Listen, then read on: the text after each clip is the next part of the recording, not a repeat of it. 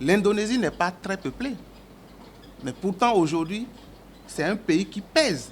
Le Luxembourg n'est pas très peuplé. Mais c'est un pays qui pèse. On peut en citer plus. La Suède. Ils ne sont pas nombreux, mais ils pèsent dans les débats. Donc ce n'est pas la massification la chose, c'est la qualité et c'est le pouvoir que vous pouvez avoir en termes de développement qui fait que vous pouvez peser dans les débats. La séance que nous avons tenue tout à l'heure, elle est capitale. C'est une séance très importante et vu le développement qui est fait. La question de population, c'est une question cardinale. Vous savez, on dit souvent qu'il n'y a de richesse que d'hommes. Et puis depuis 1996, le Bénin a adopté une politique, la DEPOLIPO, déclaration de politique de population, et la mise en œuvre de cette politique a nécessité beaucoup de stratégies. Entre autres stratégies, par exemple, c'est le minimum social commun qui demande qu'on intervienne, qu'on agisse sur les questions de santé, les questions d'alimentation, la question de l'éducation. Et aujourd'hui, nous sommes en train de vouloir, demain, il y aura la célébration, par exemple, de la journée mondiale de la population. Alors cette journée, la thématique est centrée beaucoup sur l'égalité, genre, etc. C'est une thématique bien longue, mais j'avoue que le développement qui est fait, nous avons eu droit à 2 principales communications, c'est capital, c'est important. Et on a compris qu'au-delà de la journée, il y a eu, avant la journée même, il y a eu la semaine de population. Une semaine qui a vu, n'est-ce pas, la mise en œuvre de l'ensemble des recommandations formulées aux éditions passées. C'est là même le clou de la séance. C'est une séance, c'est une conférence administrative extraordinaire.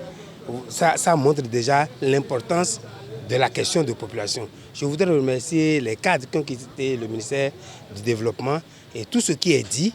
Et nous avons pris acte de ce que la sensibilisation va se poursuivre. Parce que la population, nous allons travailler pour la population, pour leur mieux-être, pour que les gens vivent mieux. C'est pour ça une ressource humaine de qualité.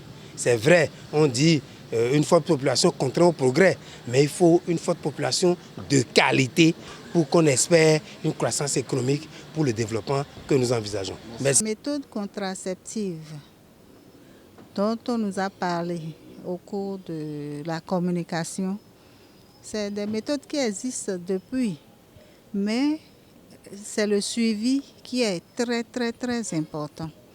Parce qu'une femme qui ne veut pas s'exposer, parce que d'abord on dit « ma santé, c'est moi ». Et bon, il y a le thème santé de la reproduction, c'est que je vais à la reproduction, mais je suis en bonne santé. À partir du moment où je dois être en bonne santé, je dois chercher des moyens pour le faire. Et de façon responsable, la femme et l'homme doivent pouvoir décider de comment faire pour être en bonne santé et reproduire. Parce qu'en voulant reproduire, en tant que femme, l'homme aussi doit comprendre qu'elle ne doit pas détruire sa santé. Donc c'est de ça qu'il s'agit en fait. Il faut qu'on puisse maîtriser d'abord les taux de chômage qui existent et qui sont réels dans le pays et saluer les efforts du gouvernement qui aujourd'hui tendent quand même à maîtriser ces taux-là aujourd'hui, le taux de l'emploi. Nous avons un autre facteur aujourd'hui qui est un fléau réel dans le pays. Il s'agit de l'exploitation économique des enfants. Comment est-ce qu'on en est arrivé là pour qu'aujourd'hui, que ce soit les enfants qui soient au travail et les adultes, je dirais, au repos, alors qu'on sait très bien que la scolarité est obligatoire jusqu'à l'âge de 14 ans. Qu'on ait les moyens ou pas, il faut respecter les tests, il faut respecter les engagements pris sur le plan international également.